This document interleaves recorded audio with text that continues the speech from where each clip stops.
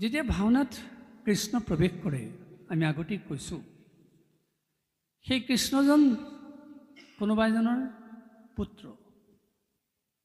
কিন্তু সেই ল'ৰা যেতিয়া কৃষ্ণ হৈ ভাওনাত প্ৰৱেশ কৰে, সেই মাক দেউতাকে বংশৰ লোকসকলে তেওঁক পুত্ৰ জ্ঞানেৰে নাচায়।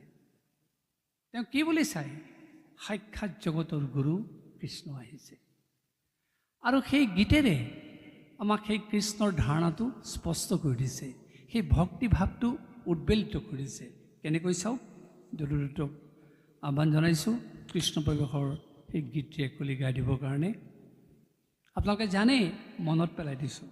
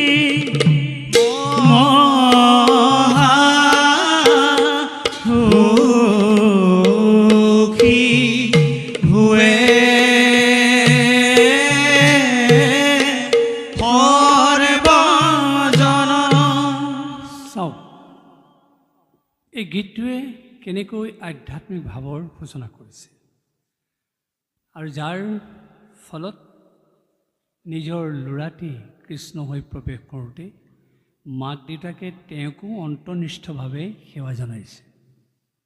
এয়াই ভাওনাৰ ধৰ্ম। ভাওনাই এইদৰে সকলো শ্ৰেণীৰ লোকক আধ্যাত্মিক ভাৱেৰে আপ্লুত কৰিব পাৰে।